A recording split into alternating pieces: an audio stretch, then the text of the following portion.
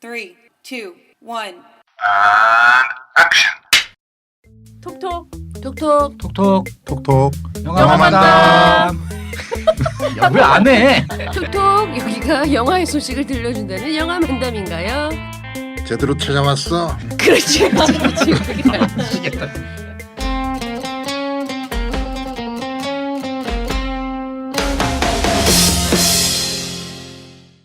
톡톡 영화만담 네 번째 녹음, 본격적으로는 두 번째 버전을 시작하겠습니다.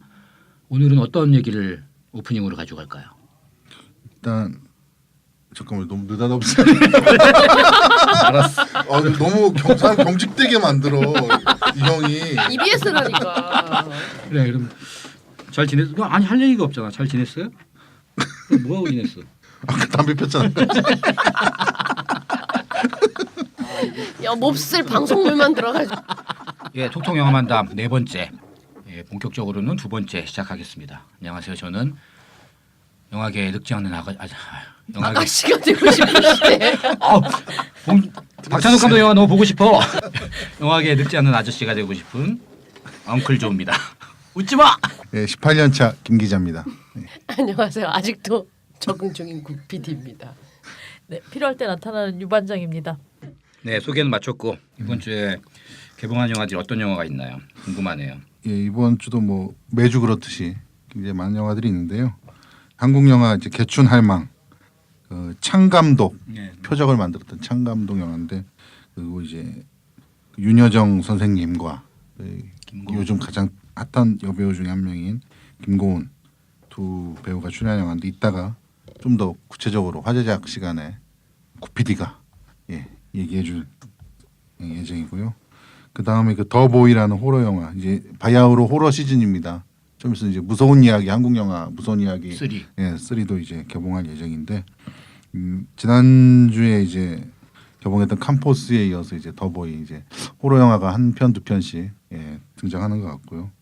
그다음에 미나미 양장점의 비밀, 일본 영화인데, 그 일본 영화 중에 이제 그런 톤의 영화들 있잖아요. 이렇게 되게 삶에 대해 관조하면서 어떤 뭐 음식이라든가 옷이라든가 뭐 이런 그런 일상적 소재를 이용해서 이제 삶에 대해서 다시 다시 생각하게 하고 반추하게 하는 그런 일들이 답답해요. 영화 영화인데, 보고 있으면은 조금 힘들어요. 답답해. 예, 그리고 그런 너무 그게 비슷한 것들이 계속 반복되니까 뭐 가오세 나오미 영화도 그렇고, 그렇죠. 저는 심지어 뭐 고레타 히로가즈 영화도 좀 너무 나른해져.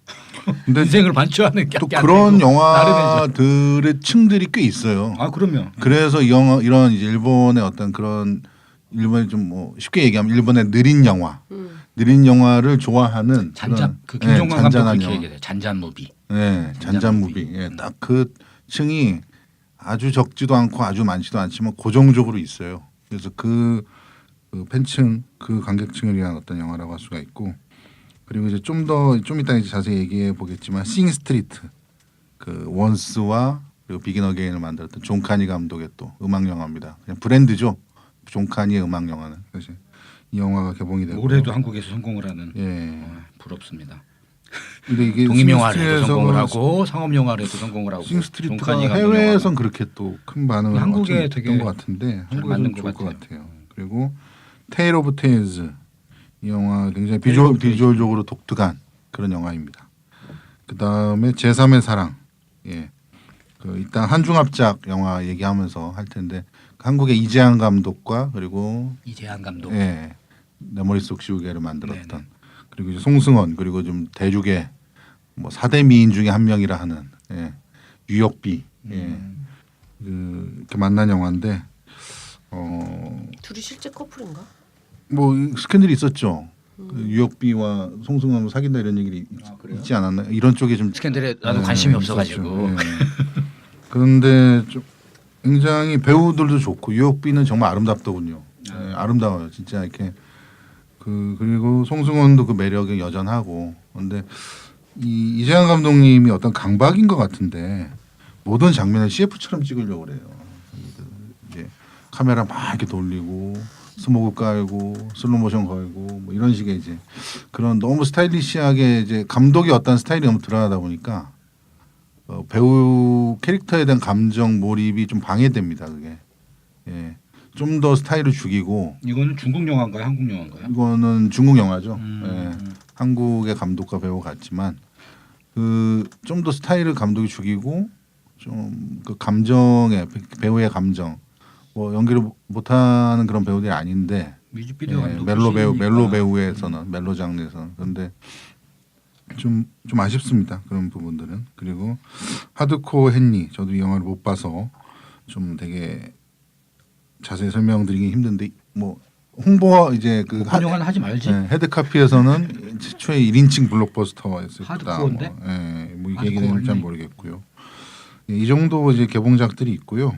그 화제작 첫 번째로 그 싱 스트리트 아까 말씀드렸던 영화인데 이게 음악 영화가 요즘 이제 한국 영화에서 굉장히 그 적잖은 비중을 차지하고 있는 것 같아요. 특히 이제 한국 영화 말고 외국에 이제 매달 한 두세 편씩 꾸준히 개봉이 돼요. 어떤 방식으로든. 근데 이제 그 시작이 이제 원스였죠. 어떻게 보면 원스였고 최근에 또 한 번 또 좀 플래시. 잦아든다 할 때 이제 불을 지핀 게 비긴 어게인가 이제 플래시였고. 그런데 이 싱스트리트도 이제 존 카니 감독의 영화인데 뭐 간단히 설명을 드리자면 존 카니 감독의 자전적인 얘기입니다. 자신이 이제 10대 때 티네이저 시절에 이 경험들을 토대로 만든 원스가 자전적인 얘기 아니었어요?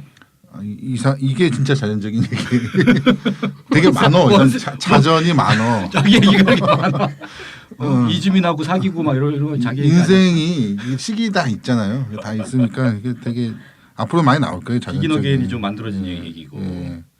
근데 이 영화 보면 이제 10대 시절 그 굉장히 거친 학교 안에서 딱 어떤 여자애를 봅니다. 자기보다 한 살 많은 여자애를 보고 걔한테 환심을 사기 위해 이제 밴드를 조직하죠. 밴드를 조직하는데 전형적인 굉장히 전형적인 한국 인디 밴드들의 고고 70이랑 큰 차이가 없다고 봐도 돼요. 뭐 그건 차이가 좀 있지만 70 좋은 영화죠. 그런데 그래가지고 나오는데 이 영화 재밌는 게 그 당시에 이제 영국 80년대 이제 여기 영국은 아니죠. 아일랜드죠. 예, 아일랜드인데 그 당시에 그 영국 그쪽에서 이제 유행했던 듀란 한참 막 나왔던 막 그 뉴웨이브 음악들 당시에 그 이상한 복장들과 막 그러니까 얘가 이제 그런 거에 심취해서 뭐 일례로 한 장면 얘가 다니는 학교가 굉장히 엄격한 카톨릭 학교인데 막 이제 그 수사복을 입은 그 교장이 막 애들 하면서 막 적발하고 때리고 막 양말 까만색 안 입고 신는다고 막 뭐라고 하고 이런 학교인데 과거예요, 과거? 배경. 그렇죠. 80년대죠. 그런데 듀란이구나. 듀란 그런 거 하면서 애가 막 이상한 복장을 하고 다녀요 학교에. 그러면은 딱 한마디예요. 딱 이렇게 듀란 그건 아니지만 데이빗 보이처럼 하고 다니지 말라고 막 뭐라고 막 해요 교장이. 이런 식의 이제 시대적 코드 뭐 그 당시에 좀 그 차트 꽤나 이게 꿰고 다녔다는 애들은 보면은 되게 엄청나게 웃을 수 있는. 예, 데이빗 보이면은 톱스타 아니야. 그렇죠. 그다음 이제 듀란 뭐 디패치 모드 뭐 이런 이제 그 당시에 나왔던 영국의 80년대 뉴에 그런 것들이 이제 어떤 배경으로 나오고 얘들도 그런 스타일의 음악들을 막 해요. 거기에서 하고 그 여자애를 데려다 뮤직비디오 막 걔 모델 지망생인데 걔 뮤직비디오로 찍고 막 이런 얘기인데 그런 거를 통해서 이제 맨 마지막 이제 다 얘기해 주는 거예요 지금 영화? 예, 아니 그냥 그런 얘기 그런 출발 비디오 여행보다 더 심한데? 그런 엔딩도 결말도 얘기하고 예, 그냥 아기자기한 재미가 있습니다. 영화가 보고 있으면. 싱스트리트. 예, 싱스트리트. 얘들 그룹 밴드 이름입니다. 싱스트리트가. 길거리 밴드 아니구나. 이게 중의적이에요. 영화 보면은 그 거리의 이름이기도 하고 얘들이 싱이 예, 두 가지 스펠링으로 나오거든요. 예, 그런 얘기가 있습니다. 그다음에 이제 두 번째 화제작이 개춘 할망에 대해서 좀 얘기를 하도록 하겠습니다. 그래서 이제 구피디랑 저랑 같이 봤던 그런 영화인데 어떻게 보셨습니까? 네, 저는 재미있게 잘 봤습니다. 이 윤여정 씨와 김고은 씨 둘 주연이 워낙에 연기적으로 굉장히 신뢰가 가는 배우들이어서 뭐랄까 굉장히 이렇게 몰입해서 볼 수 있는 그런 영화였던 것 같아요. 그리고 이게 이제 배경이 제주도예요. 그래서 그 제주도의 그런 풍광들 이런 것들이 이렇게 관광 영화스럽지 않게 좀 잘 이렇게 스며들어가 있었던 것 같고 그리고 여기 보면 윤여정 씨가 실제 막 그 해녀 역할로 나오는데 실제 물 막 뭐야 이렇게 다이빙 해가지고 물질하는 장면들 이런 것도 수중 촬영 이런 거를 했는데 배우분이 그걸 다 소화를 하셨더라고요. 놀랍게도.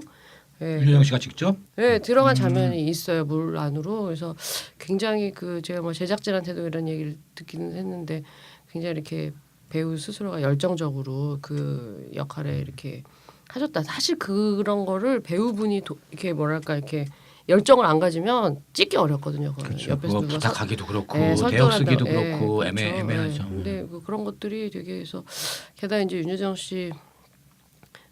선생님이라고도 표현할 수 있겠지만 뭐 하여튼 그 할머니 역할을 하는데 너무 좋아요. 그래서 할머니 역할에 그냥 푹 빠져가지고 진짜 그분은 이렇게 세련되고 모던한 역도 하지만 그런 진짜 제주도 해녀 물질하는 할머니 역도 정말 잘 어울리는 굉장히 그 독특한 그런 굉장히 넓은 스펙트럼을 가진 그런 배우인 것 같다는. 영화 선택이 되게 좋은 것 같아요. 네, 영화 선택을 되게 뭐 일단 그렇잖아요. 홍상수 감독 영화에도 출연했다가 임상수 그렇죠. 감독 영화에도 출연하고 그러기 쉽지 않거든요. 그렇죠.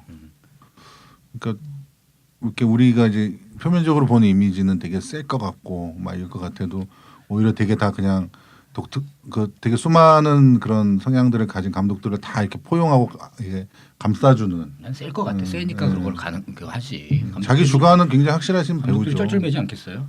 그런 거 아니고 감독들이 이렇게 포용해 주는 것 같던데 오히려. 술은 많이 사준다고 그러시네.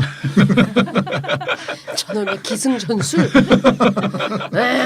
이재 선생님이 감독들을 술 사주고 그래야지 다음 영화에 나를 불러주지 않을까 뭐 이런 농담처럼 이렇게 한 게 있는데 실제로 표면적으로만 센 게 아니라 멘탈이나 뭐 이런 것도 센 것 같고 영화 선택도 그렇죠. 되게 명확한 것 같고 그래야지 배우가 뭐. 그래서 그 뭐랄까 그 세대를 좀 이제 세대 간의 젊은 배우와 이제 좀 이제 나이 드신 배우분이 붙는 이제 간만에 그런 영화 보게 됐잖아요. 근데 좋더라고요. 그 두 여배우의 그 연기가 상당히 그 억지스럽지 않게 이야기를 전달하는데 가장 또 이렇게 중요한 역할을 했던 것 같아요. 보니까.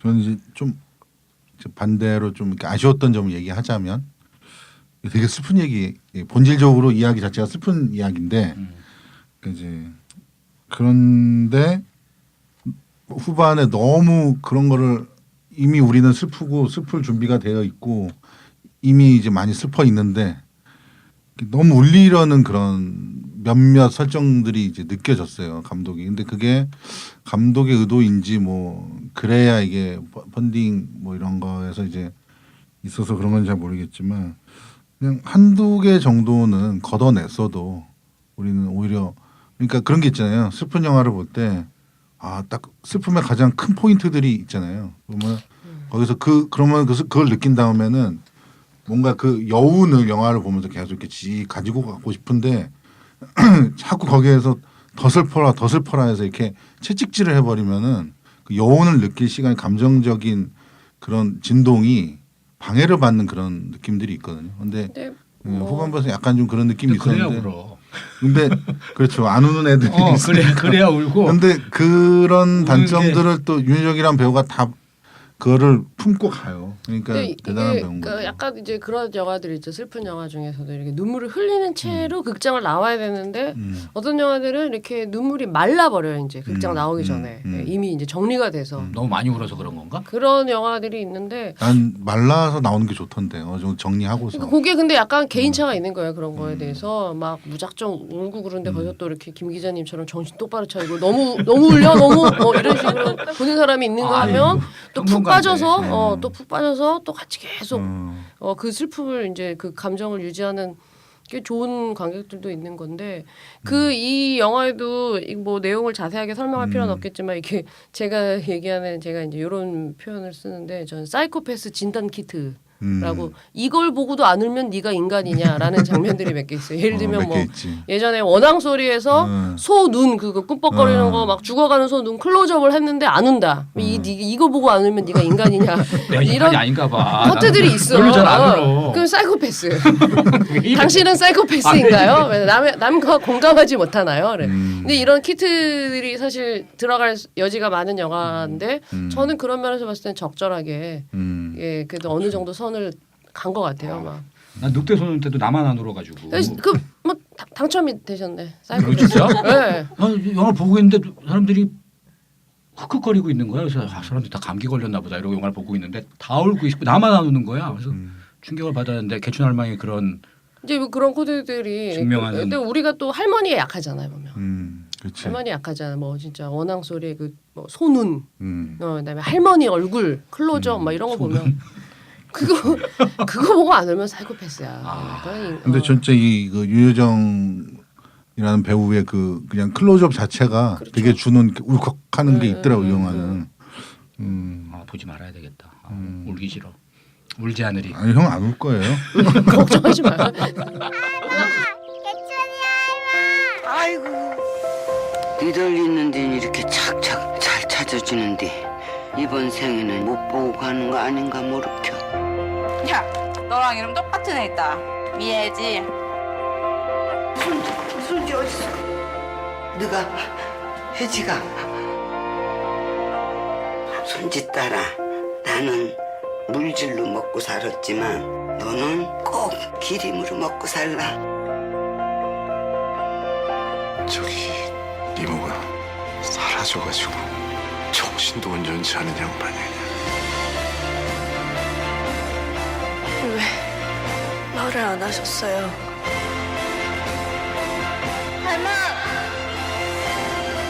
혜지야, 세상살이가 힘들고 지쳐도 나편 하나만 있으면 사라지는 게 인생이라.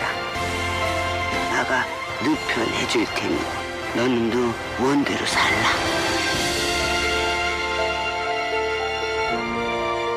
할머니 사랑해. 그리고 이제 그 제3의 사랑 이 한중합작 영화인데 제3의 사랑은 뭘까? 제3의 이제 그 얘기하는 거예요. 제3의 사랑, 뭐 동화 같은 사랑, 현실적 사랑, 그리고 제3의 사랑 뭐 이렇게 시작을 하면 이게 중국에 굉장히 유명한 그런 뭐 베스트셀러에서 왔다고 하는데 이 한중합작이 지난주에 개봉했던 이제 엽기적인 그녀 2도 있고 이것도 있고 이제 꽤 이제 최근 한국 영화에서 심심찮게 시도되고 있고 한국 뭐 중국 애들이 이제 중국에서 막 투자도 막 하고 중국 애들이 따거들이 막 투자도 막 하고 뭐 수상한 그녀 같은 영화는 중국에서 리메이크돼서 엄청나게 흥행도 했었고 또 뭐 이제 한국 배우와 중국 배우의 콜라보들도 굉장히 심심찮게 유혁비는 송승헌과도 찍고 그 비랑도도 찍었거든요 영화를. 예. 그렇게도 찍고 뭐 이 시작이 위험한 관계 같은 영화죠.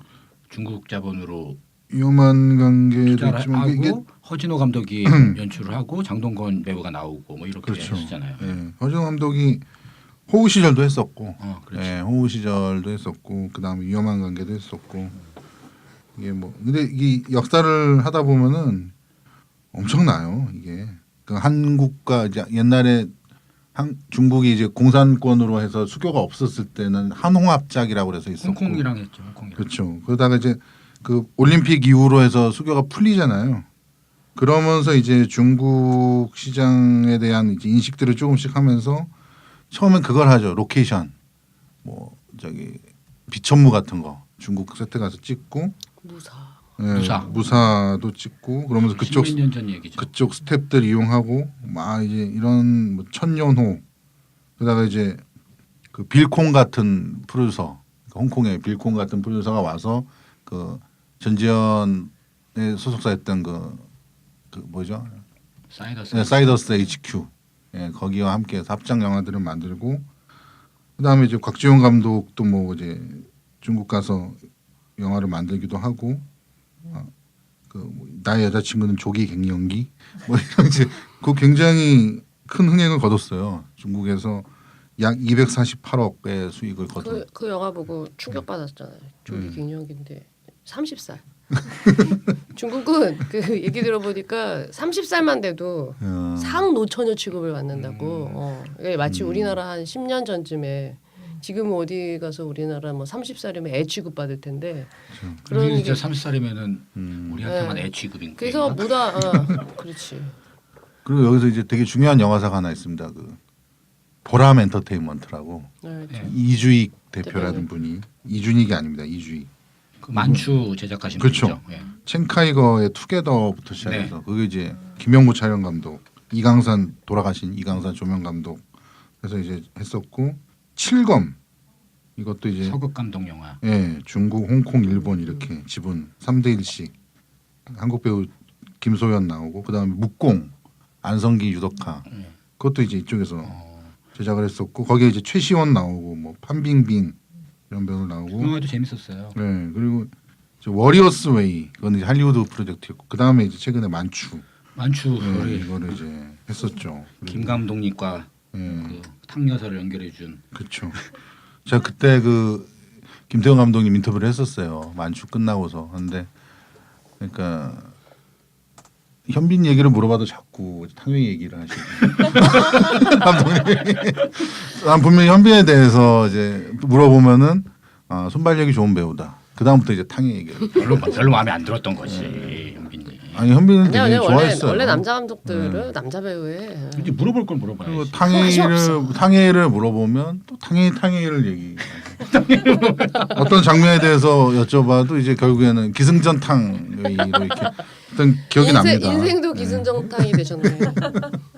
그러더니 결국 그때 눈치챘어야 되는데. 아무튼 요즘에 중국 한중 합작 뭐 그리고 이제 한국이 중국으로 진출하는 얘기 그리고 중국이 그렇죠. 한국으로 진출하는 얘기가 되게 많은데 재밌는 얘기가 되게 많더라고요. 그러니까 그 예전에 되게 작은 회사였는데 이를테면 인디소리에 뭐 단편 영화를 사가서 이걸 어떻게 배급할까 이런 이제 고민하는 회사가 그 이름 기억이 안 나는데 만드는 영화가 위험한 관계예요.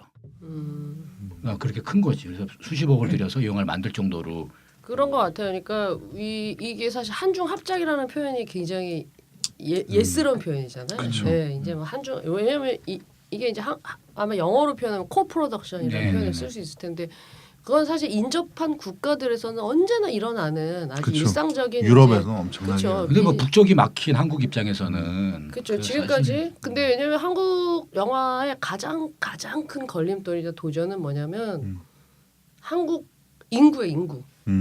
1억이 채 안 되는 인구. 그러니까 우리 산업이 어느 정도 기반을 가지려면 어떤 최소한 필요한 인구가 있는데 우리나라는 그 인구에 도달하지 못해서 늘 뭐 이제 일본도 마찬가지고 중국도 마찬가지고 미국도 마찬가지고 늘 외국에서 이제 해외 진출을 통해서 이런 이제 그 뭐야 산업의 그걸 다지는 게 그걸 가지는 게 되게 중요했는데 그래서 본배 경향이 지금 이제 일본이 있었고 1차 그리고 이제 미국에 계속 이제 노크를 그쵸. 했었어요. 계속 감독이 진출하느냐, 예, 자본을 그리고, 끌어오느냐. 미국에 계속 문을 두드렸는데 지금 약간 이제 전반적인 분위기는 미국은 약간 이제 안 된다 여기는 너무 문이 굳다. 여기는 좀 힘들다. 그래서 이제 중국은 실제 시장 자체가 역동적으로 지금 변화하고 있고 그리고 우리나라랑 굉장히 근접하고 그리고 홍콩과 대만 아까 뭐 우리가 많이 봤던 이제 홍콩 영화들이 지금은 이제 중국 홍콩이 됐잖아요. 또 말하자면 예. 그리고 대만 영화들도 사실은 범중국어권이기 때문에 그 안에서 다 이제 소화가 되고 있고 그러니까 우리나라로서는 사실 어떤 시장이 엄청난 큰 시장이 이제 열리느냐 아니면 그 시장에 이제 휩쓸려 가느냐 그 기로에 좀 있는 것 같아요. 그리고 또 거기서 가장 중요한 거는 이제 한류. 예, 우리는 또 이런 말하면 옛날 사람 같지만 뭐라 그래야 되지? 가진 자원은 인력뿐이다. 이런 표현을 쓰잖아. 천연 자원이 없는 나라. 천연 자원이 우리 우리 초등학교 때 배웠던 얘기 같은데. 초등학교 지금도 다녔어요? 그렇게 국민학교 안 다니고? 그때 논리가 그거였잖아요. 네. 우리는 천연 자원이 없는 나라. 그래서 니들이 열심히 공부해야 돼. 그렇지. 예. 근데 그거였죠. 이게 근데 문화 산업에도 그때는 날씨는 그대로 적용이 좋았어. 돼. 사계절이 분명하고 그랬는데 지금 무슨 황사에 뭐에 진짜 날씨도 안 좋아. 그러니까 이게 그대로 적용이 된다니까. 우리나라는 다른 게 없으니까 이제 한류도 또 기본이 딱 그 스타. 그다음에 거기에 이제 감독, 재능 있는 감독 그쵸. 이렇게 진출을 하는 게 그리고 이제 컴퓨터 그래피나 이런 CG나 이런 데도 되게 많이 결합되고 그렇죠. 있어요. 예, 그거랑 네. 그다음에 뭐 후반 작업 업체들, 뭐 네. 사운드 업체들도 실제로 그러니까 한국에서 한국 영화만 했을 때 그 수지 타산이 안 맞는 것들을 외국 작품들을 이제 수주를 해서 그렇죠. 많이들 하고 있고. 그 적인 걸 시리즈 있잖아요. 네. 예, 그게 이제 한국에 있는 CG 업체들이 그렇죠. 예, 적인 걸 시리즈가 했던 거고 그리고 그러면서 뭐 적인 걸 2에 가면은 그 김범 출연하잖아요. 그리고 적인걸 2의 그 덱스터 김용화 감독, 미스터고의 김용화 감독. 그러니까 미스터고도 이제 중국 자본이 들어와 있는 영화고 덱스터가 이제 낙양성 전체를 컴퓨터 그래프로 만드는 그런 쾌거를 그게 무슨 쾌거야. 그냥 화피 뭐 이런 영화 대지진 뭐 포비든 킹덤 이런 거 다 이제 한국 영화가 한국에 있는 CG 업체가 하거나 아니면 컨소시엄을 구성하거나 뭐 이런 방식으로 이제 작업에 참여했던 근데 영화죠. 중국 분들이 이제 한국의 인력들, 고급 인력들을 이제 가져간다기보다 우리 진출하고 그쪽에서는 이제 활용을 하는 그렇게 이제 가고 있는데 시장이 커지면서 이제 서서히 이제 뭐 쉬운 말로 뽑아 먹을 거 다 뽑아 먹었다. 뭐 이런 얘기들이 이제 들리기 시작하고 그리고 거기도 이제 그 양질의 회사만 있는 건 아닐 거 아니에요. 중국이라고 해서 그쵸. 중소업체들이 한국에 와서 네 각본을 내가 팔겠다. 그럼 이제 계약을 하고 가져가야 되잖아요. 근데 계약 없이 각본을 주면 우리가 번역해서 돌릴 테니까 일단 기다려라. 내가 투자를 받아오겠다. 어디서나 이러는 네, 근데 한국에 이제 90년대 같은 분위기인 거죠. 그럼 뭘 계약을 그렇죠. 하고 가져가던가 이게 아니고 그렇게 하는 사람들이 많고 제가 아는 이제 감독이 중국에 갔다 오셨대요. 그 영화 제작을 타진하려고. 근데 계약을 안 했잖아. 계약을 안 했는데 그쪽에서는 조감독이건 PD건 촬영 감독이건 다 데리고 와라. 근데 아니 뭐 투자도 안 됐고 지금 아무것도 안 됐는데 어떻게 데리고 가냐. 그래서 혼자 갔대요. 그랬더니 분위기가 다른 거지. 한국하고 그쪽에서는 이 영화를 타진하기 위해서 그냥 그 사람이 투자를 하는 게 아니지. 그 중국 사람이 투자를 하는 게 아니라 한국에서 감독이 왔으니 나는 이미 준비가 돼 있다. 그렇죠. 그러니까 다 자기 친구들을 불러가지고 이미 감독은 와 있고 투자를 해라. 그러고 계속 부른다는 거예요. 이 사람들이 와서 인사도 안 하고 술만 먹고 가고 얼굴만 보고 가고 이렇게 한다는 거지. 그러니까 그 조 감독이나 프로듀서나 뭐 머릿수를 채워라. 촬영 감독을 데리고 오라는 게 그래야 세팅된 것처럼 보이는 거 아니야.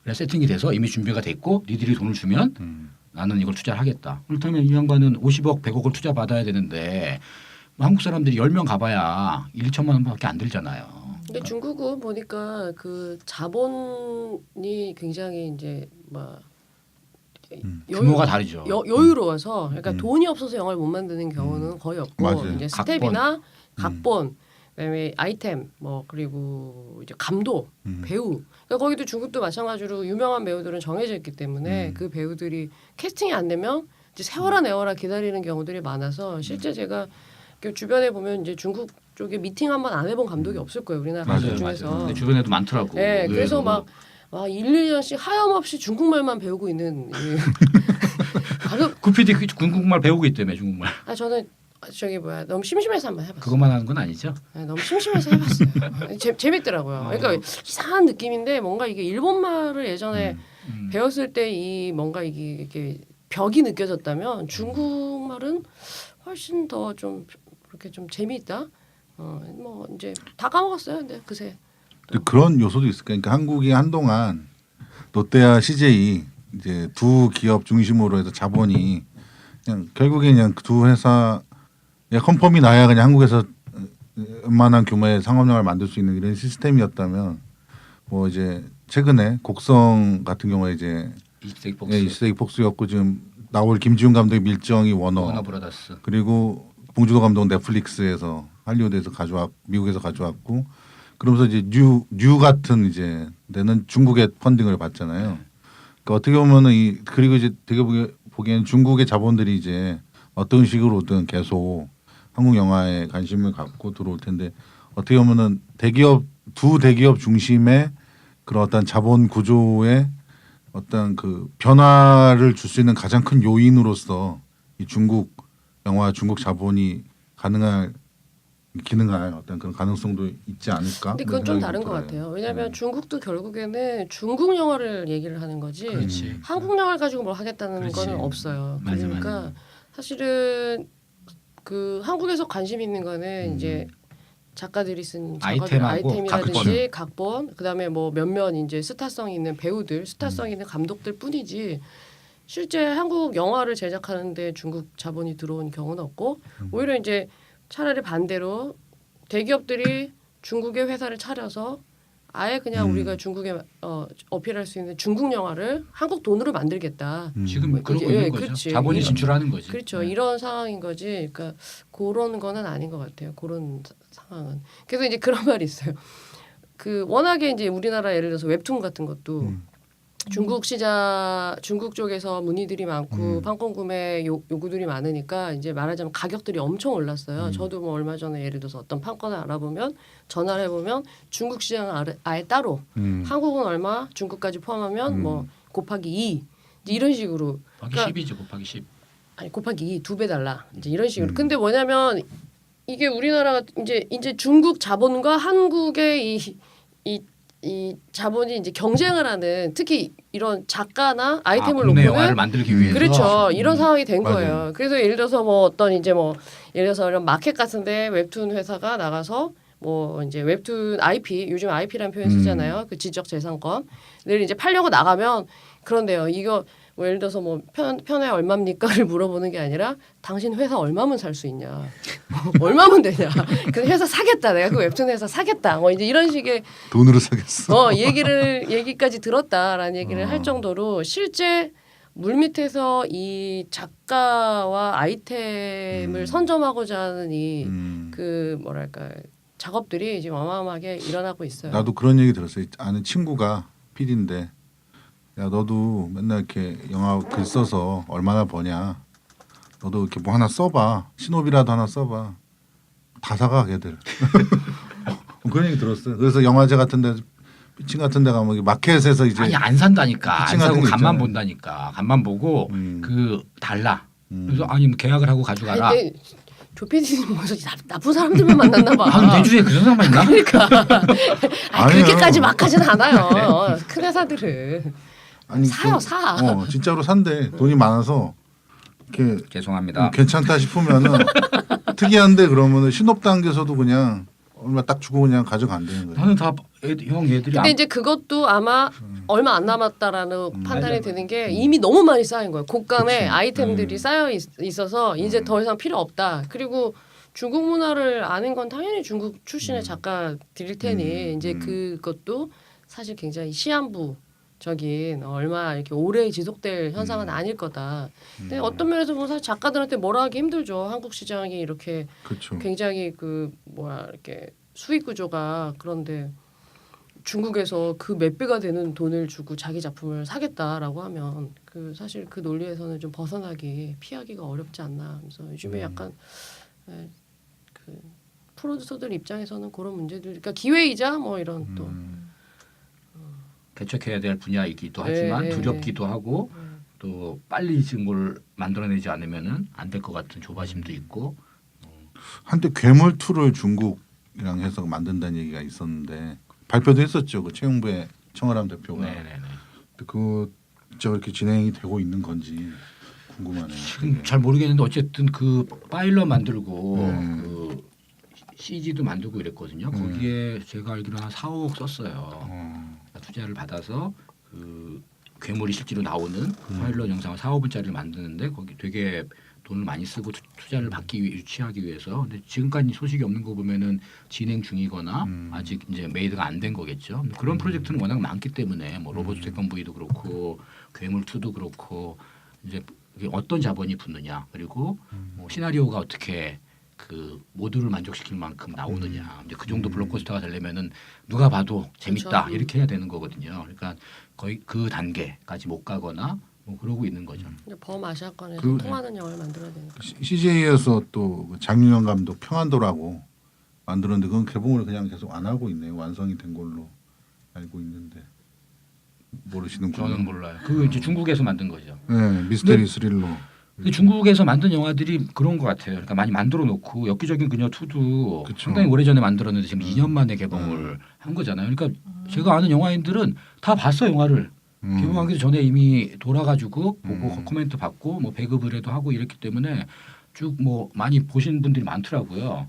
만들어진다는 건 저도 예전에 들었는데 이번에 개봉을 한 거니까. 근데 그런 영화들이 상당히 많고 그 이제 뭐 시장성이 없으면 만들어 놓고 투자는 했는데 해서 만들어 놨는데 시장성이 없으면 그냥 묵혀 놓고 한국에서 먼저 할지 중국에서 먼저 할지 이것도 판단을 해야 되고. 그러니까 이제 그 감독님들이 잘못 걸리면은 영화를 만들었는데 결과가 없는 게 되잖아요. 감독 입장에서는 빨리 영화를 만들고 결과를 보고 그 다음 템포로 가야 되는데 계속 몇 년 동안 결과가 없는 것처럼 보이는 게 되니까 시간이 짧자만 드신 곽재훈 감독 감독도 사실은 중국에서 영화를 계속 만들고 그러면 최소한 한국에서라도 개봉을 하고 이래야지 이분이 계속 영화를 만든다는 것들을 알 텐데 한국의 영화가 역수입되지 않거나 그러면 그쪽에서 뭐 대단한 성과를 내지 않으면 그냥 되게 10년 전 감독이 만든 것처럼 되니까 그런 거에 대해서 이제 감독님들이 스트레스를 많이 받는 것 같더라고요.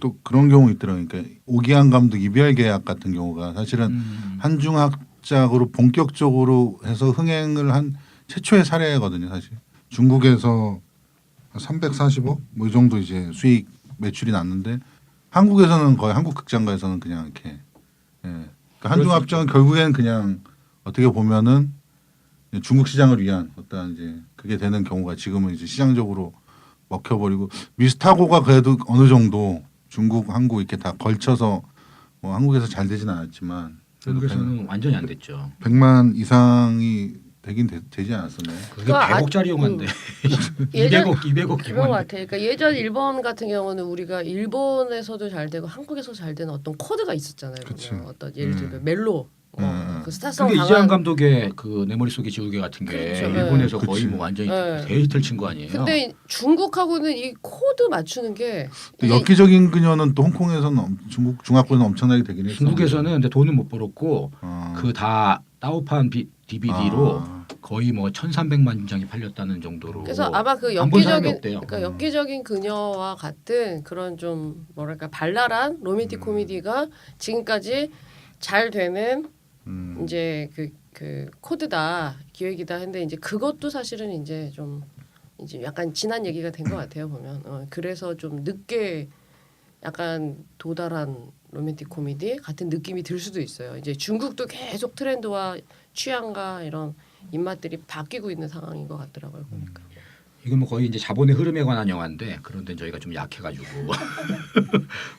중국의 자본이 한국에 어떻게 들어오고 한국 자본이 중국에 어떻게 진출을 하고 또 거기에 있는 이제 플레이어들 작가든 감독들이든 영화사건을 막 움직이고 있는데 그런 정보들은 사실은 뭐 잘 모르기도 하고 안다고 해서 다 우리가 오픈할 수도 없고 그렇죠. 그래서 이 정도까지 더 하실 말씀 있어요? 아니요, 한중합작 영화나 없습니다. 아니면 중국 진출 영화에 대해서?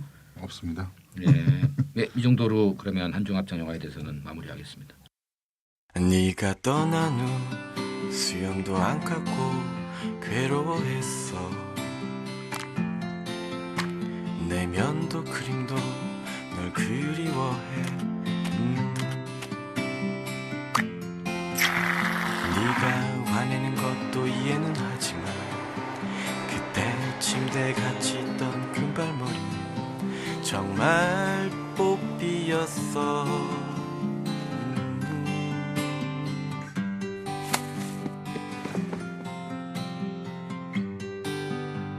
널 만나고 싶어. 널 기다릴게. 내 두 손을 잡고 함께 얘기하고 싶어.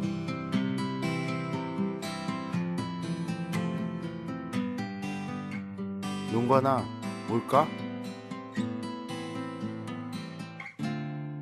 당신을 기다립니다. 독립영화 전용관 인디스페이스. 무음을 해놓으면 삼성은 무음이 안 돼? 왜 안 돼? 근데 왜 자꾸 껐다 켰다 해? 비행기 모드에 비행기 모드요. 그런 거 안 되는구나 비행기. 돼. 지난번에도 계속 왜 껐다 켰다. 왜 안 되겠어? 배터리 아끼려고 그래. 예, 그러면 이제 두 번째 이슈로 이번에는 이제 한국 지난번에 예고 드렸듯이 독과점에 대해서 한번 얘기를 해봐야 될 것 같은데요.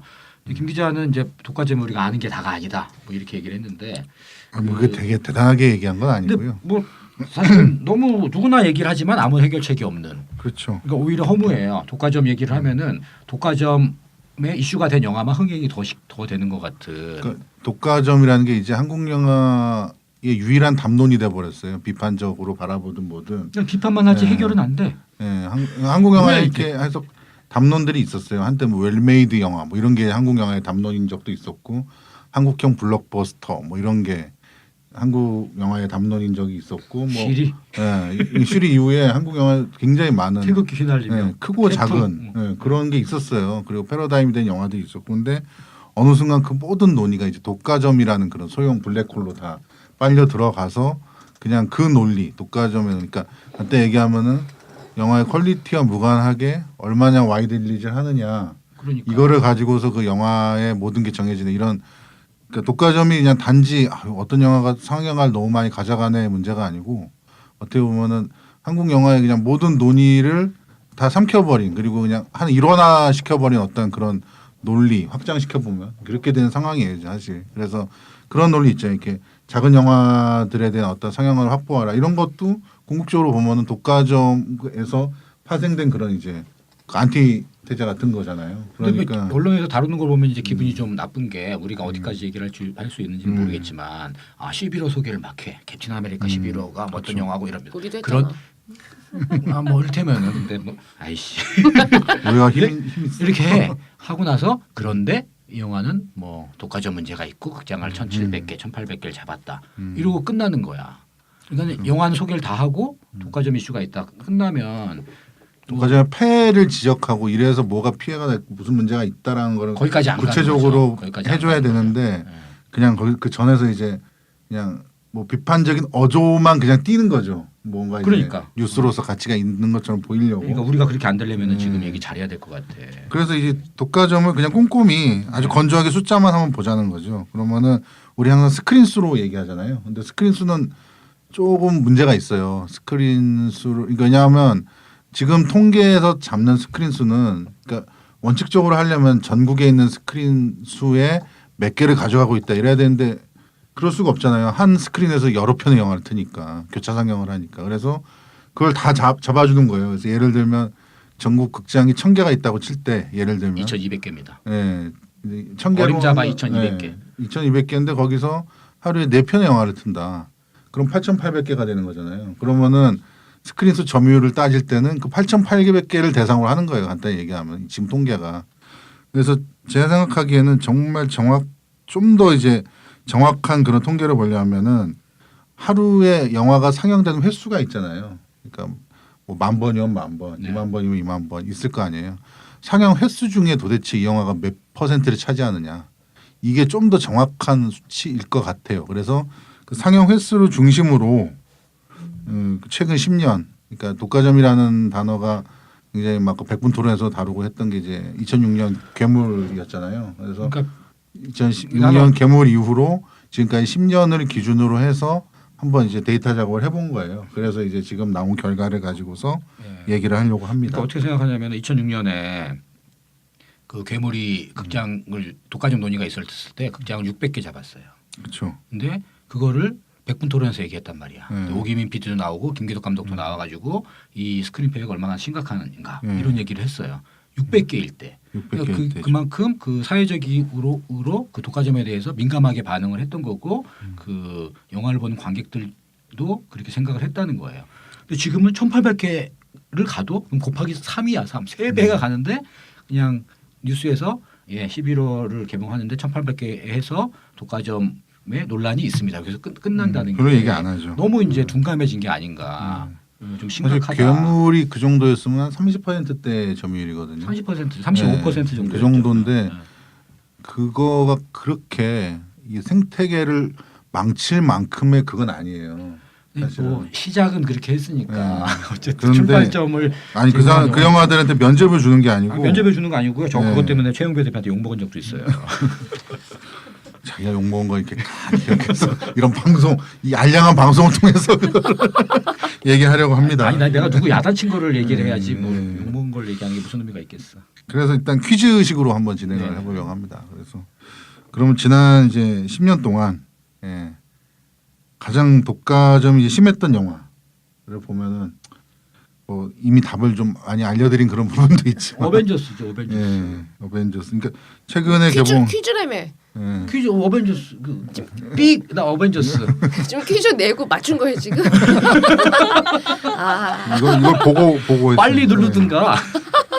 근데 이게 보면 이제 가장 최근에 그러니까 아주 그냥 숫자로 절대 숫자로 보면은 캡틴 아메리카 11호가 스크린 수가 1,990개까지 갔어요. 1,990개? 2,000개를 안 갔네. 1,990개. 이렇게- 4월 30일. 이렇게 하는데도 안 본 나는 뭐냐. 진짜. 그게 대단한 내가 거죠. 보기 영화에 빼고 다 본 거야. 이날 이렇게 4월 30일이 많이 이제 봤어. 그런데 이게 스크린 점유율로 치면은 하도 교차 상영을 많이 하니까 이게 한 43% 정도밖에 안 돼요.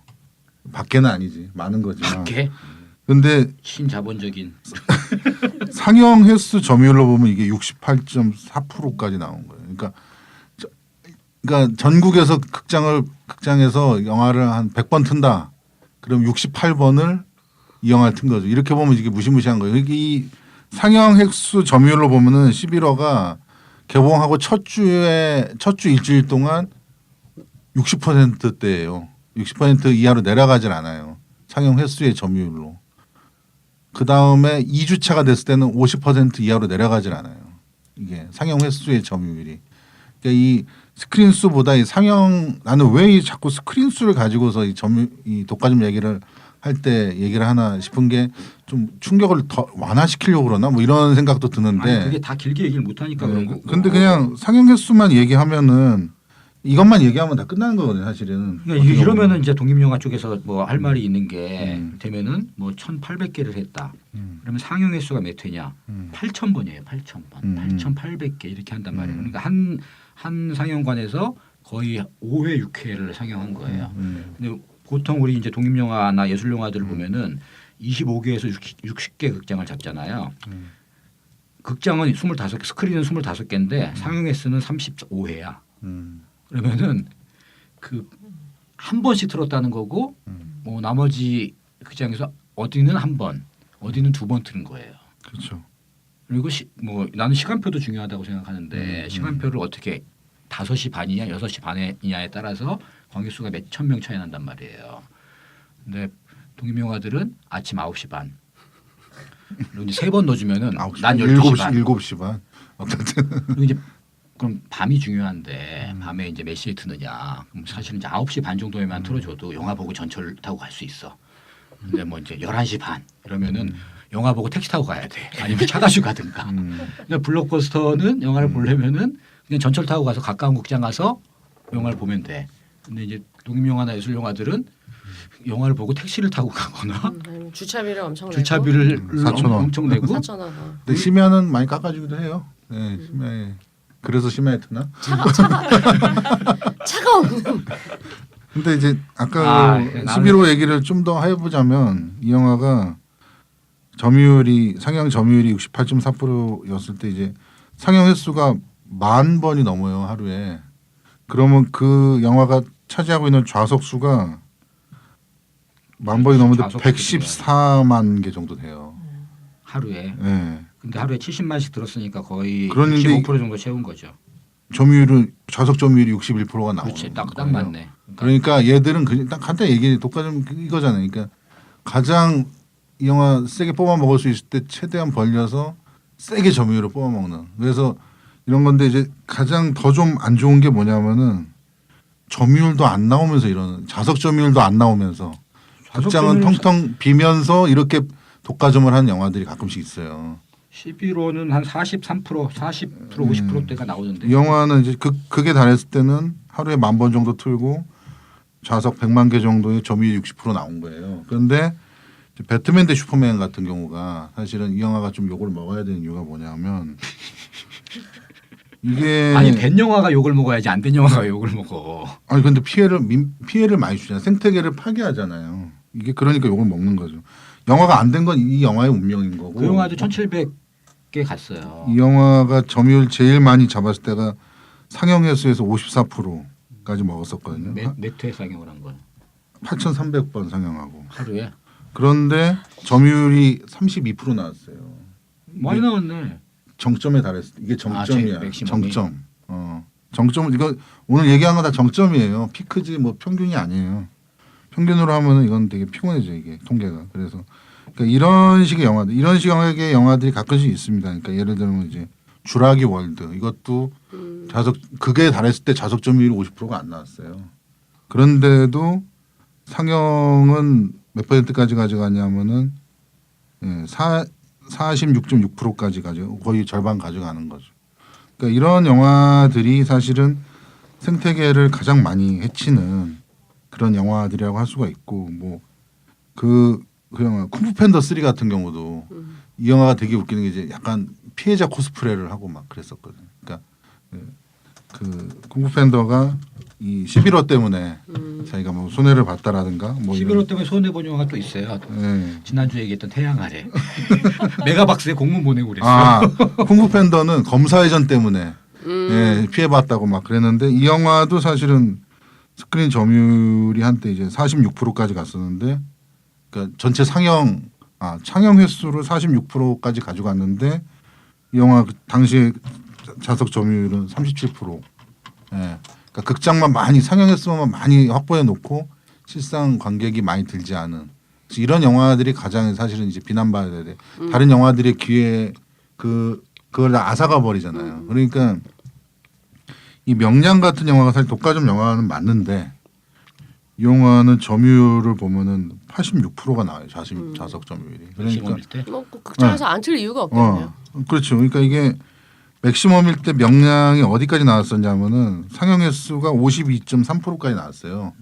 그러니까 100개 있으면 한 52개 그 상영 100번 상영했으면 그러니까 사실은 캡틴 아메리카보다는 훨씬 낮은 거예요. 핵심은 지금 나온 얘기가 핵심 아니에요. 독과점을 또 파헤쳐 들어가 보니까 그 점유율도 안 나오면서 극장을 차지하는 그게 민폐형 사실은 진짜 되게 최고 커요. 민폐형 독과점이 있다. 사실 소비자 입장에서 냉정하게 따져보면 재밌는 영화를 2번, 3번 볼 수도 있는 거고 그치. 가까운 데서 찾아보고 싶고 극장 입장에서도 점유율이 떨어지지 않는데 내릴 이유는 없는 거잖아요. 사실 어떻게 보면은.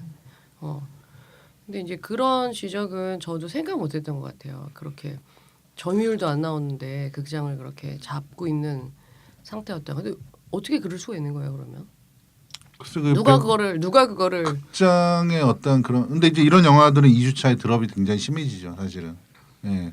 그건 이제 극장의 아주 냉철한 그런 정글의 논리 같은 거니까. 아 독립영화도 그래 냉철하게 다 해. 근데 독립영화는 사실 그러니까 독립영화 같은 경우에는 되게 그래서 이제 항상 제도적인 문제 이런 게 나오는데 그러니까 산업 논리로만은 그러니까 이 영화들과 독립영화를 정말 비교할 수 없는 게 뭐냐면 이 영화들은 마케팅비를 얼마나 쓰는데 그러니까 포탈 같은 데 계속 때리고 그러니까 독립영화는 초반에 점유율이 낮을 수밖에 없어. 누가 알아? 이 영화 개봉한지도 몰라. 검색하지 않으면 모르죠. 모르죠. 그러니까 그래서 이제 독립영화 같은 경우에는 초반 점유율이 이 영화들보다 훨씬 낮아요. 낮을 수밖에 없죠. 그런데 10%대면은 12, 3%대면은 되게 뛰어난 거예요. 그래서 극장이 점유율이 손익분기점을 넘는 이제 데가 이제 멀티플렉스 같은 데들은 30%대가 돼야 돼요.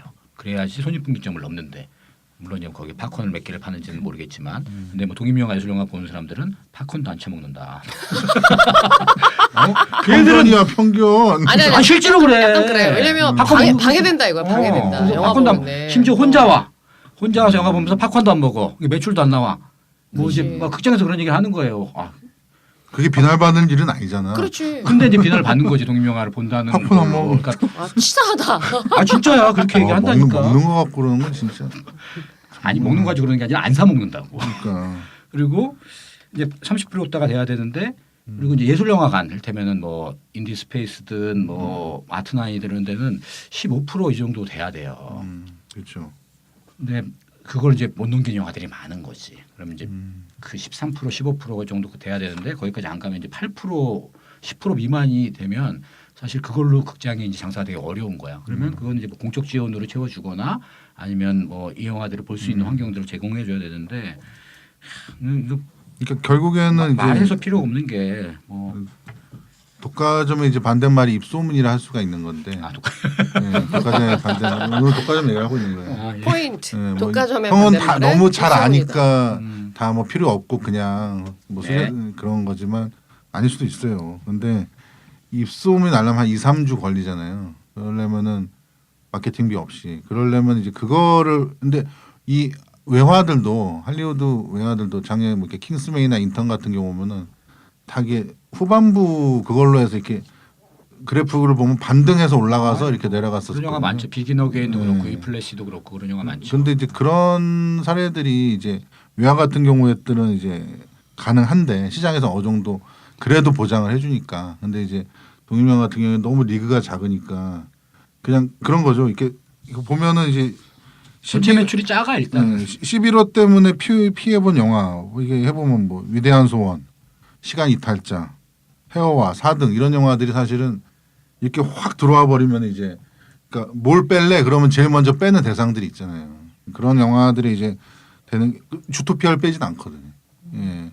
사실 그게 이제 그 구조가 극장의 구조가 그래서 되게 심각한 거죠. 보면 이제 검사 외전 때 난 제일 재밌었던 게 검사 외전 때 쿵푸팬더 3가 막 죽은 소리 했었거든요. 그러니까 그러면 근데 사실 그 당시에 가장 크게 이제 손해봤던 게 로봇 소리 그리고 자객서분낭 그런 영화 아주 작은 영화들도 되게 파급이 가거든요. 그렇지 않은 것 같아. 오빠 생각 이런 영화들은 우선은 마이너리티 쪽 마이너리티대로 돌아가는 이제 논리들이 있는데 오히려 그 독립영화나 예술영화들은 그 즈음에 강력한 이제 예술영화가 나온다. 되면은 뭐 인사이드 루인 이런 게 나온다. 그러면 그거는 100만, 500만 시장이 아니라 30만, 이제 100만 미만 시장에 나오는 그렇죠. 영화들이 있잖아요. 그런 영화들이 있으면은 그 확 죽어요. 좀 리그가 좀 달라. 그리고 뭐 이를테면 CGV 아트하우스도 있고 뭐 롯데 뭐 아르떼도 있고 그리고 기타 단관계의 예술영화관들도 있고 뭐 있기 때문에 시네큐브라든지 인디스페이스든지 뭐 이렇게 아트하우스 뭐 뭐든지 아트나인든지 있기 때문에 그게 유지가 돼요. 근데 이제 강력한 그 영화들은 이 예술영화계 뭐 소위 얘기해서 아트버스터라고 하는 것들. 근데 실제 이런 독립 영화들하고 이런 프랜차이즈 영화, 그러니까 우리가 이제 텐트폴이라는 표현 쓰잖아요. 딱 그 내 귀퉁이 잡듯이 봄, 여름, 가을, 겨울. 팩트 체크입니다. 텐트폴 영화란 강영화 투자 배급사에서 개봉하는 작품 중 흥행 성공을 보장해 줄 수 있는 작품으로서 흥행에 실패한 영화의 손실까지 막아줄 수 있는 영화를 말합니다.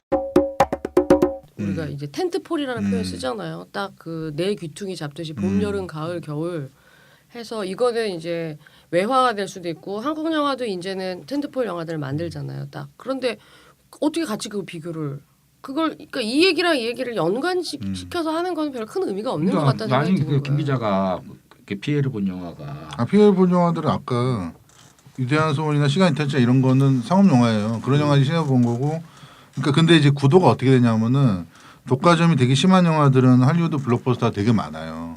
근데 피해자들은 한국 영화, 한국 상업 영화가 되게 많아요. 그러니까 이 구도가 되게 10년 동안 굳어진 거예요. 그러니까 뭐 이제 어벤져스 있었을 때도 이제 보면은 장수상해랑 화장 같은 영화들이 사실은 화장도 사실은 뭐 아주 작은 그 당시에 그런 배급 규모는 아니었잖아요. 근데 이런 영화들이 이제 어벤져스 에이지 오브 울트론 때 이렇게 가는 거고. 근데 이제 그 당시에 암살도 이제 독과점 논쟁이 조금 있었죠. 근데 스크린 점유율이 한 31%까지 갔었고 상영 횟수 그게 달했을 때 한 46%까지 갔었거든요.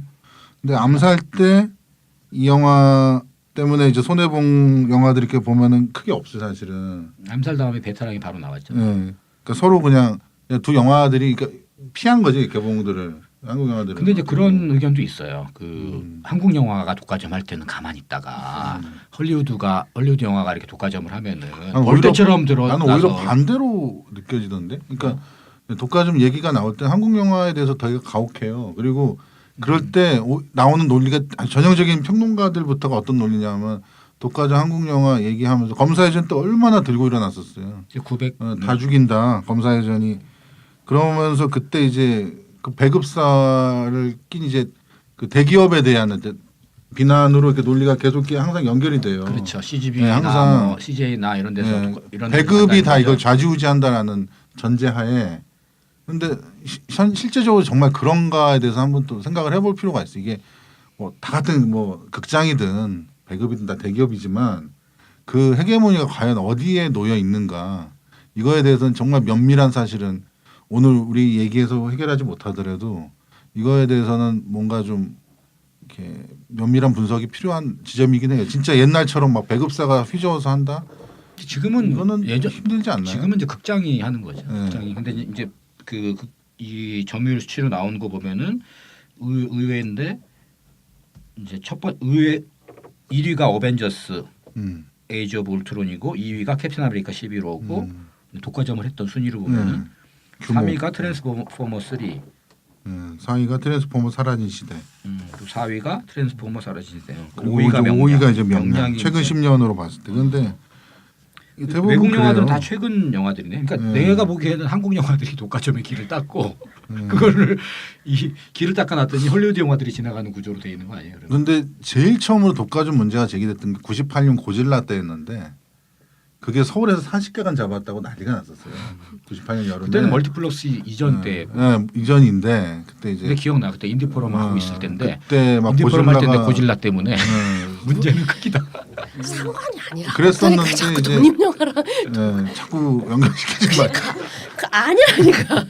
근데 기억이 나는 이게 이제 멀티플렉스 되면서 이제 그 괴물대 얘기가 이제 아예 수면 위로 올라왔고 그런데 전형적으로 이제 했던 게 그때 트랜스포머 시리즈랑 이 편 그 패자의 역습도 장난 아니에요. 그 영화가 뭐 한 800만 하면서 네. 엄청나게 그 그때가 스크린까지 이게 최초로 1000개를 넘었던 스크린 수 맞아. 점유에서 패자 역시 맞아. 1154개 스크린 수에서 이게 그래도 40%가 안 됐어요.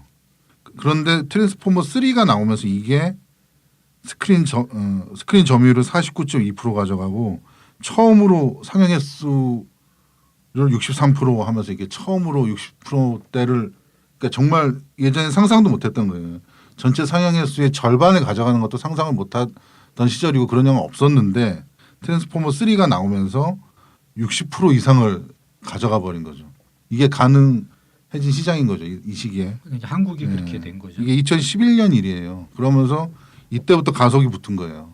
어떻게 보면 이 트랜스포머 시리즈가 한국 영화 산업에 끼친 가장 큰 영향은 이 독과점의 가속도를 붙인 거거든요. 정말 그러면서 이제 그 당시에 좀 옆에서 이제 곁다리로 나왔던 게 뭐 캐리비안의 해적, 세상의 끝에서 뭐 이런 게 이제 좀 독과점 좀 했고 그 다음에 이제 슈퍼히어로물 뭐 어메이징 스파이더맨, 뭐 다크나이트 라이즈 그리고 이제 이거 오히려 이 독과점의 1000만 영화의 시장은 한국 영화가 열었지만 이 독과점의 구조는 할리우드 블록버스터가 만든 게 되게 커요. 그 다음에 이렇게 트랜스포머와 이런 영화들이 만들어 놓은 다음에 이제 처음으로 한국 영화 중에 독과점 논쟁이 가장 세게 붙었던 게 은밀하게 위대하게였어요.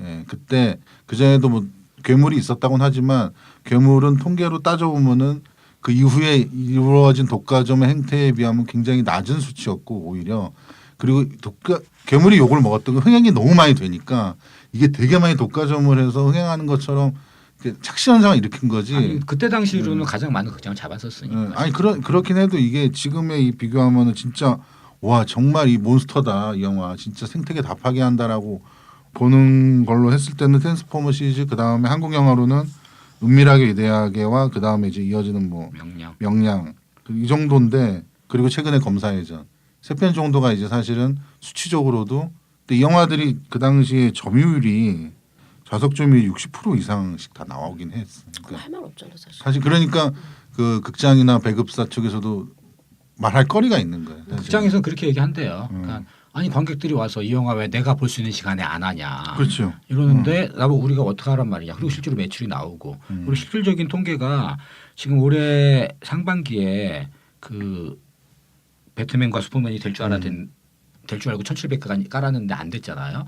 근데 올해 이 2, 3, 4월이 거의 역대급으로 극장이 그렇죠. 이제 멀티플렉스 생긴 이후에 구체적인 통계로는 2013년 이후에 가장 안 된 시즌이었어요. 그러니까 하루에 관객이 10만 명 들던 그러니까 모든 CGV, 롯데시네마, 메가박스 합쳐서 전체 관객이 10만 명밖에 안 드는 그러니까 이제 간만에 이제 네. 저기 물 들어오니까 그래서 노을 배트맨과 세차게 슈퍼맨 저었구나, 이제. 저희 어쩔 수 없습니다. 우리 이제 독과점 해야 됩니다. 그래서 깔았는데 망한 거고. 깔았는데 이제 네. 잘못 선택한 거예요. 네. 영화가 이제 아니니까. 근데 11호가 이제 뒤에서 좀 11호만 기다리고 있었던 거예요. 근데 이게 근데 극장에 사람들이 이제 가면 그 독과점을 이 현상이 발생을 하면 그 영화만 스코어가 올라가는 게 아니라 다른 영화들도 스코어가 올라간대요. 그렇죠. 극장을 찾는 사람들. 네, 극장을 찾는 사람도 있고 왔다가 또 딴 거 보고 그리고 이제 어쨌든 사이트에 들어가잖아.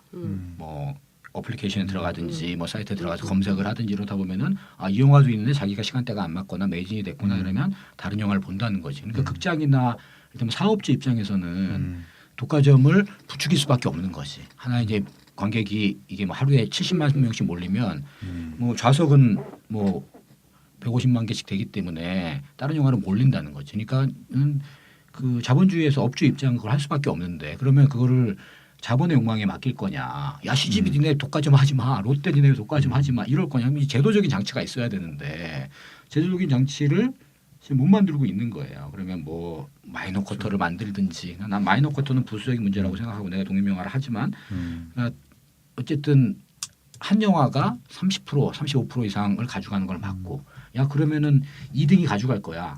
아니면 그 얘기 나중에 하자고. 그러면 그 독과점을 막을 수 있는 구조를 좀 만들어 놓고 제도화하고 이게 근데 이게 또 안 된대요. 제도화하기 어렵대.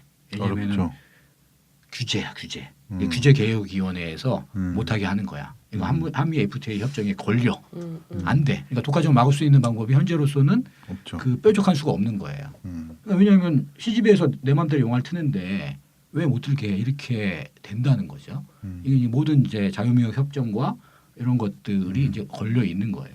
그러면 뭐 최소한 가이드 선이더라도 그런 걸 바라는 게 참 부질없는 짓인데 영화계가 그래 동반 성장 협의회도 있고 상생협 뭐 이런 있잖아요. CGV 롯데 뭐 이런 데도 있고 뭐 허울이죠. 서울이지 있긴 있는데 그거 가지고 니네 영화를 1000개 이상 틀지 말라라고 아니 얘기하는 그래도 거는 그런 거 가지고 지금 뭐 극장 부율 문제라든지 이런 것들은 꾸준히 제기하고 있고 그러니까 허울이라고 딱 단정 짓기 좀 그렇고 그러니까 뭐 이거는 좀 이렇게 미국도 안 그렇고 유럽도 안 그렇고 근데 일본도 우리는 안 그거 그런데. 약간 그런 것도 있는 것 같아요. 그러니까 이게 자본주의의 속성이라는 걸로 다 싸잡기에는 한국은 약간 국민 정서나 문화도 있는 것 같아요. 그러니까 한번 관객은 몰리면- 아무 문제가 없냐는 거지. 관객. 그러니까 한 번 관객 잘못은 몰리면 없냐는 거기서부터 거지. 소외되는 거에 대한 이 극심한 그런 거 있잖아. 약간 있어요 보면. 너 그거 안 봤어? 주류 문화에 대한 예, 예. 그런 게 있긴 있죠. 그런 거 분명히 있는 그러니까 거 천만 영화 가능한 거예요 사실. 그러니까 그냥. 이거 안 봤어? 그러면 안 보면 안 되는 것 같은 분위기. 명량 만들고. 1,700만이면은 사회 경제 활동 인구가 다 봤다는 거야. 그렇지. 할머니 할아버지하고 애들 빼고는 애들도 뭐 같이 될 것 같겠지만 거의 다 봤다는 거잖아. 정말 놀라운 스코어가. 그리고 사실은 사실 아까 그 저기 뭐야 그 독과점에 받는 말이 입소문이라는 표현을 했는데 실제 아까 그 입소문은 거론한 11호가 아니, 그러니까 제일 많이 났어. 우리가 제일 많이 한 그러니까 영화가 거론한 이 피해를 봤다고 거론한 영화들이 상대적으로 공교롭게도 다 약해요. 흥행성이. 그렇지. 예. 거기에서 대항마가 있으면 그것 때문이다라는 표현을 쓰는 건 좀 어폐가 있는 것 같고. 그러니까 근데 최소한 이 영화가 그러니까 외화들 아까 얘기했던 인턴이나 이런 킹스맨 같은 영화들 예로 들었듯이 첫 주에 약했다가 둘째 주부터 치고 나가는 영화들이 있거든. 그러니까 그거는 이제 그 시기에 독과점 하는 영화가 없었던 거지. 아니요, 꼭 그렇지는 않아요. 그런데 이게 입소문에 어떤 그런 것도 있지만 뭐 여러 요인이 있겠죠. 그런 근데 영화 자체 컨텐츠의 힘일 수는 있어요. 그런데 최소한 2주차까지는 뭔가 보호되는 그런 것들이 있어요. 그러니까 최소한의 스크린을 뭐 첫 주에 한 700개 잡았다. 그럼 2주차 때 최소한 한 400개에서 500개 사이 정도는 좀 유지되는 최소한. 2주차 때는 유지돼. 아니 심할 때는 그보다도 확 내려가요. 상영 횟수로 보면은 진짜 심하게 드롭되는 경우도 되게 많고 그리고 시간대 이상하게 조절된 경우 굉장히 많죠. 그러니까 도저히 이렇게 보기 힘든 경우가 2주차부터 그게 일어나 버리거든요. 그게 되게 심각해요. 우리도 대안을 제시 못하고 그냥 하는 얘기들로. 아니 그거 그리고 뭐 대안까지는 아닌데 이 작은 영화들 마케팅에 그러니까 뭐 영진이한테 뭘 바란다는 건 좀 힘든 상황일 수도 있지만 나는 이 배급 지원 뭐 이것 지원 이런 것도 있지만 이 마케팅 지원은 진짜 좀 해줘야 돼. 어떤 식으로든 그 포탈과 어떤 협약을 맺든지 해서 대중에게 노출될 수 있는 작은 영화들이 디테일한 정책이 필요하죠. 네, 그런 것들은 좀 되게 필요하지 않나 싶어요. 그래야 어느 정도 요즘 포탈에서 안 뜨면은 그 영화 개봉한지 모르잖아요. 일반적으로. 그러니까 그런 식으로 떠서 좀 더 이렇게 그 포탈과 같이 이제 뭐 협약을 맺는 거죠. 영진이랑 어느 정도 지원해 줄 테니 작은 영화들을 노출을 해달라. 뭐 이런 식으로 해서 그 영화들이 그래야 이제 첫 주부터 점유율이 어느 정도는 지금의 상타보다 훨씬 더 개선이 되는 그런 양상들이 나오지 않을까. 점유율보다는 일단은 보든 안 보든 알아야 될 거 아니야. 그렇죠. 영화의 존재에 대해서. 인지도. 그나마 트위터 부가 시장도 같은 거 있고. SNS 생겨서 그나마 조금 알만한 사람들은 알게 됐는데 근데 그 영진이에 반해서 될 문제는 안 아니에요. 돼. 그거는 당사자가 나서야 돼요. 모든 문제는. 제가 바라는 거는 어떤 뭐 제도적으로 아니면은 뭐 제도적으로 그 35% 3분의 1 이상 가는 건 막아야 된다. 한 영화가 이거는 좀 상영 횟수에서 상영 횟수건 스크린 수건 뭐 어쨌든 나가야 되고 그리고 제 생각은 상영 횟수에서 막아야 된다고 봅니다. 저는 진짜. 마이너리티 그러니까 뭐 그게 이제 제도적으로 만들기 되게 복잡하기 때문에 이를테면은 멀티플렉스 8개관이다. 8개관이면 3개관 이상 뭐 3개관까지만 허락하든가 그래도 거의 한 30 몇 프로 돼요. 3개관만 한 영화를 틀든지 그리고 마이너에 대한 부분 제가 뭐 마이너 쿼터를 딱히 주장하는 건 아닌데 그것도 제도적으로 되게 힘들어요. 뭐 극장에 보조금 줘야 되고 이럴 수도 있어. 근데 어쨌든 1개관 정도는 뭐 8개관 기준으로 1개관 정도는 독립영화, 예술영화 상영될 수 있게 해야 된다. 그러면은 그 제일 위에 것들을 좀 규제하고 제일 그 밑에 있는 것들을 좀 올리는 방식으로 좀 조정을 해야 되지 않을까. 너무 심하고 아니 그 점유율 상영에서 30%로 제한을 해도 아니 좋은 시간대 큰 간 하면 되잖아. 그렇지. 그러면 다 소기의 맞아요. 목적 그리고 더 상영 기간 오래 걸면 되잖아. 30%그 유지하면서. 또 영화 너무 많기 때문에 그럼 되는 거 아니에요? 뭐 거의 이제 그 블록버스터들이 한 달에 한 번씩 나오는 이제 시장에서 여러 가지 이제 그 시장주의를 규제하는 이런 것들이 을 이제 반대할 수도 있는데 조금 이제 그런 어쨌든 장치들은 제도적으로 만들어야 되지 않나 싶고 뭐 아까 김 기자가 얘기했듯이 그 영준이가 됐던 포털이 됐던 이런 그 작은 영화를 알릴 수 있는 캠페인 그런 것들을 좀 영화제가 하고 있는데 그것 이외에는 사실은 뭐 일반 관객 입장에서 하는지 모르거든요. 저도 제 동료나 후배들이 해도 야 극장 뭐 개봉했어 언제 개봉해 이러면 형 끝났어요. 그러니까. 이런 경우도 실제로 있거든요. 저도 그 필드에 있는데도 그런데, 그러니까 그걸 이제 알릴 수 있는 여러 가지 좀 장치들을 좀 마련해야 될 것 같고. 정말 말이 안 되는 거예요. 이게 한국에서 하루에 총 영화를 10번 트는데 7편을 같은 영화 튼다는 거예요. 68%면은 상영 횟수의 점유율이 이게 뭐냐고 이게. 우리가 이제 뭐냐고만 진짜. 얘기했지 대안을 제시를 못하고 싸우지도 못하고 이러고 있으니까 더 문제라는 거지. 그리고 영화계에서도 적극적으로 안 싸워요. 그렇죠. 왜냐하면 자기 일이 될 수도 있기 때문에. 자기가 잭팟이 터질 수가 있는데. 저는 그런 욕망이 있다고 봐요. 그렇죠. 흥행업이잖아요. 흥행산업. 네. 흥행업. 너도 1,000만 원 해야 되는 거 아니야? 나도 뭐 이런 것들이 있고. 그렇죠. 뭐 제작자 같은 경우 지난 영화 망했으니까 어떤 식으로든 벌충해야겠다라는 그런 욕망이. 야 그거 관객이 보고 있죠, 싶어하는데 뭐 어떻게 그거를 뭐라고 할 수는 없어요. 근데 그러니까 그 제도적으로 규제를 룰을 어느 정도 최소한의 룰 정도만 만들면 되는데 이거는 10편 중에 7편을 같은 영화를 하루에 튼다는 거는 이건 진짜 룰이라고 할 수가 없고 뭔가 강요와 폭력이라고밖에 할 수가 없어요. 빨리 지금 제도적인 장치를 만들기를 바라고 네. 그런 것들에 대해서 저는 이제 관객분들도 조금 뭐 관심을 가져주는 게 좋을 것 같아요. 근데 뭐 그렇잖아요. 뭐 한 달에 한 편 영화 보고 2달에 한 편 극장에 가서 영화 보는데 그럼 제일 큰 영화를 볼 수밖에 없는데 조금 더 관심을 가져주시기 바라고요. 방송국 아나운서처럼 멘트를 하게 되네. 아니 반대로 한 달에 한 번 영화 보는데 진짜 자기 취향에 맞는 독특한 영화 볼 수도 있는 거예요. 그 통로를 만들어준 게 사실은 되게 저널이고 그 마케팅이고 맞아요. 이런 건데 맞아요. 예, 맞아요. 이런 영화들은 언젠가 또 추석이나 다 명절에 하는 네, 영화들이니까 내가 극장에 가서 정말 오랜만에 나만의 문화적 체험 오롯이 한번 하겠다 이러면 되는 거죠 사실. 근데 그게 뭐 우리가 이제 그런 영화를 더 많이 소개하는 걸로. 예. 네, 그렇게. 반성하면서 예. 처음에 11월 11월 얘기를 3주 동안 했어. 이제 그만하죠. 네, 그만하고. 끌어달라고. 예, 오늘 뭐 수고 많이 하셨고요. 뭐 우리가 좀 중국 얘기하고 뭐 국가점 얘기하고 막 이러다 보니까 이게 막 중구난방 이렇게 됐는데 풍성한 거죠.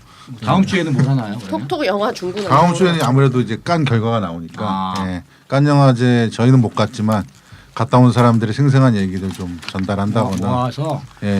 결과라든가 예, 한 그런 영화제 얘기를 올해 하는. 분위기와 뭐 이런 것들을 전해드리는 걸로 하고요. 오늘은 이만 마치겠습니다. 예, 여러분 다음 감사합니다. 주에 봬요.